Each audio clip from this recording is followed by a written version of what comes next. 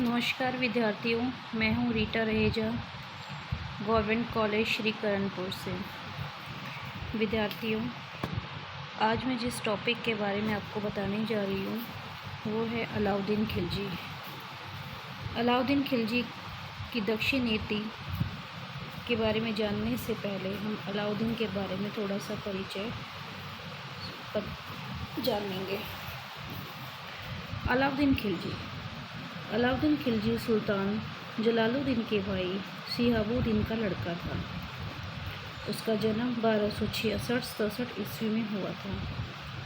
शिहाबुद्दीन युवावस्था में मर गया था और उसके चारों पुत्रों का पालन पोषण का भार जलालुद्दीन पर आ गया था। अलाउद्दीन की शिक्षा उचित ढंग से नहीं हो पाई थी, जिसके कारण वह अनपढ़ ही रह गया था। परंतु अस्त्र शस्त्र संचालन और घोड़े संचालन में उसने अच्छी अपनी प्रतिभा का परिचय दिया। परिणाम स्वरूप वह एक कुशल सैनिक बन गया। अलाउद्दीन खिलजी जलालुद्दीन की हत्या कर सुल्तान बना। सुल्तान बनने के पश्चात अलाउद्दीन खिलजी की महत्वाकांक्षा थी वो बहुत अधिक बढ़ गई थी। अपनी प्रारंभिक सफलताओं को प्राप्त करने के पश्चात वह सिकंदर महान की भांति पूरे विश्व विजय का स्वप्न देखने लगा था। इतना ही नहीं, वह वहाँ पर एक नए धर्म को स्थापित भी करना चाहता था। अलाउद्दीन खिलजी ने दक्षिण को भी जीतने का संकल्प किया।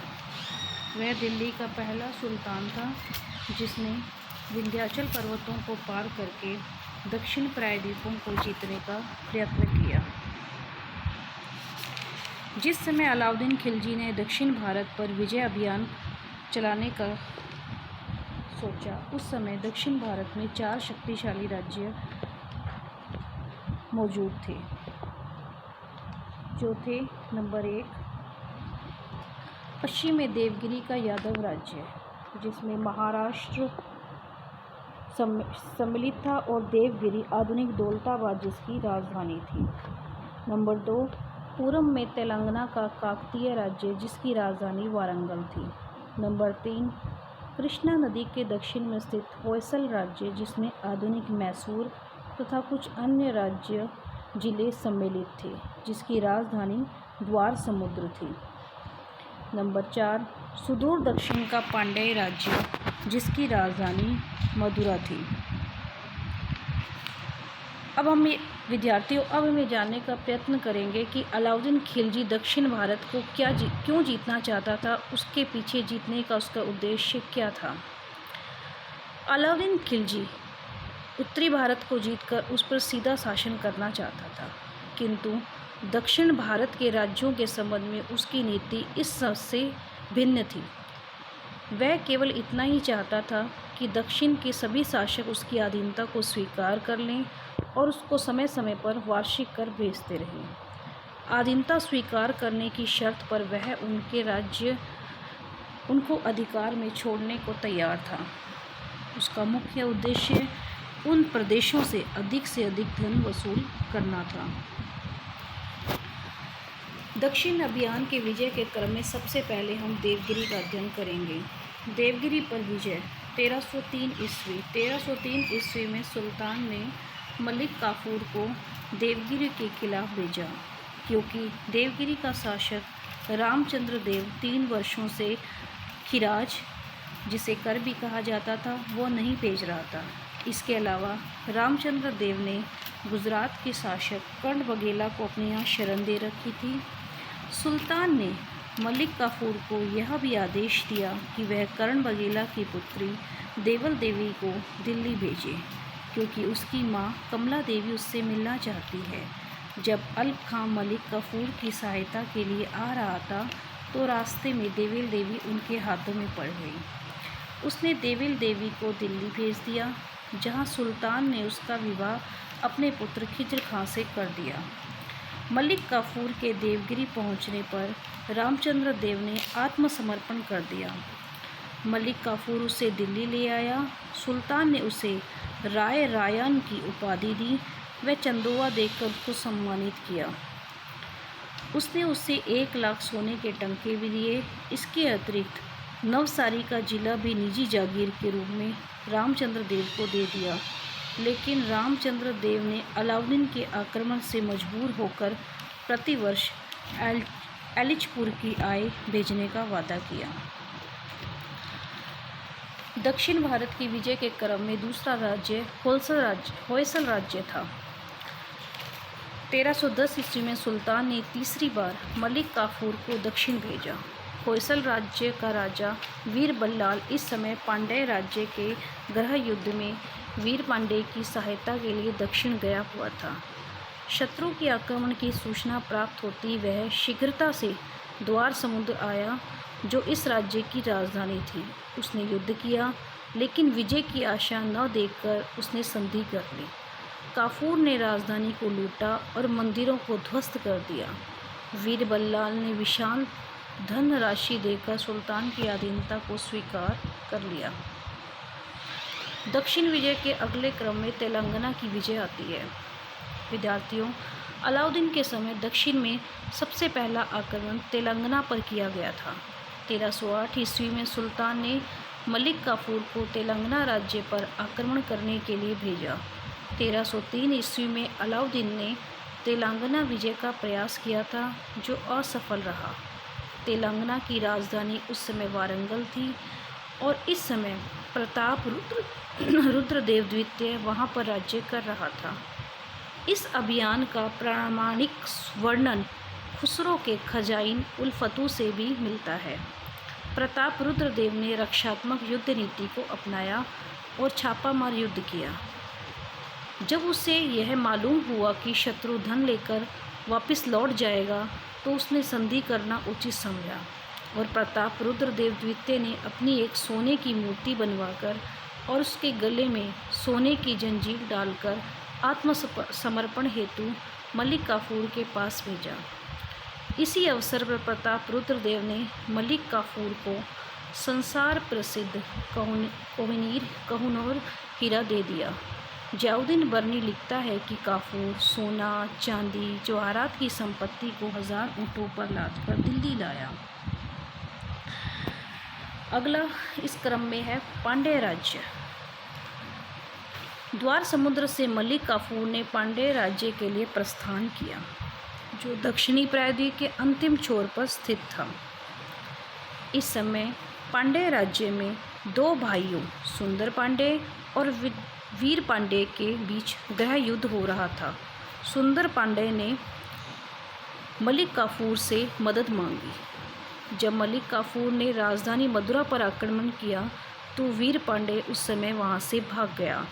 मलिक काफूर ने नगर को लूटा, मंदिरों को बर्बाद किया और वह समुद्र तट तक आ गया और उसने रामेश्वर मंदिर को भी नष्ट कर दिया और मस्जिद का भी निर्माण करवाया।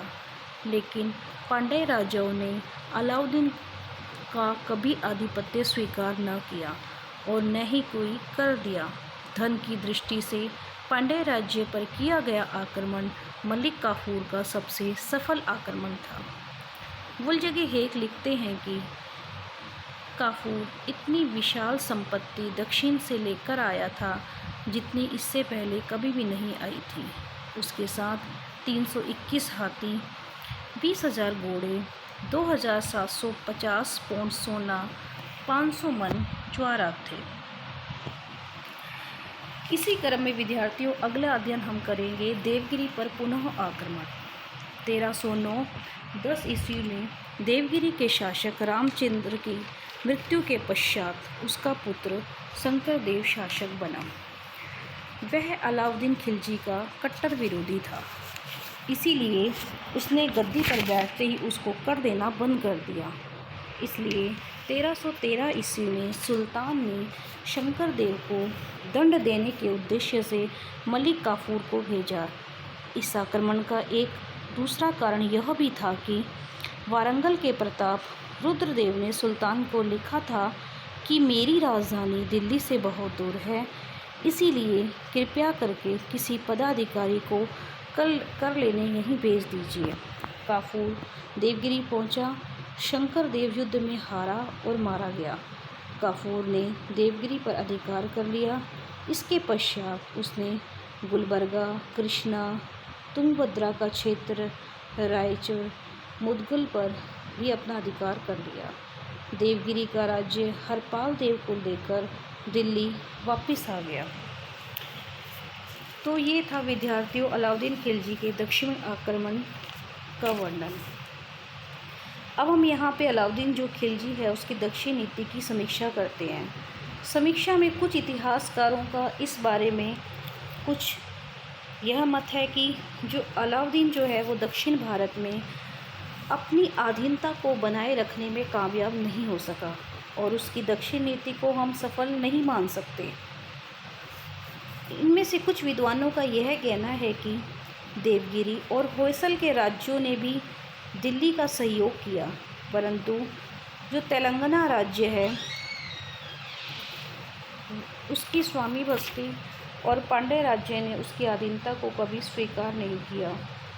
रामचंद्र देव के मृत्यु के पश्चात शंकर देव का भी जो व्यवहार था वो अलाउद्दीन खिलजी के प्रति बदल गया था और काफूर को पुनः दक्षिण के राज्यों के विरुद्ध उसे अभियान के लिए भेजना पड़ा।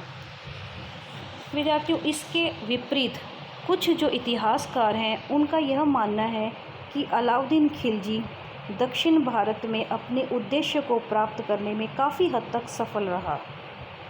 उनका यह कहना था कि अलाउद्दीन खिलजी दक्षिण भारत को अपने सीधे शासन में नहीं रखना चाहता था, क्योंकि वो सुदूर राज्य में विद्यमान थे। इस कारण वहाँ पर एक साथ नियंत्रण रखने में कठिनाई थी, अतः उसका उद्देश्य केवल वहाँ से धन को प्राप्त करना था। वह उन पे कभी भी अपना अधिकार स्थापित नहीं करना चाहता था। वहाँ दक्षिण भारत धन की दृष्टि से काफ़ी समृद्ध माने जाते थे और उसका उद्देश्य केवल यहाँ की राज्यों की धन संपदा को अपने अधिकार में लाना था और उनसे अपनी अधीनता को स्वीकार करना था। इस उद्देश्य के लिए उसने दोबारा भी अभियान करा, लेकिन उसकी सफलता पर कोई विपरीत प्रभाव नहीं पड़ा। अतः विद्यार्थियों, कुल मिलाकर यही कहा जा सकता है कि उसकी दक्षिण नीति एक तरह से सफल ही थी। यहाँ पर मैं अपना टॉपिक ख़त्म करती हूँ। अगली क्लास में हम लोग अलाउद्दीन खिलजी की उत्तर भारत की विजय के बारे में अध्ययन करेंगे। धन्यवाद।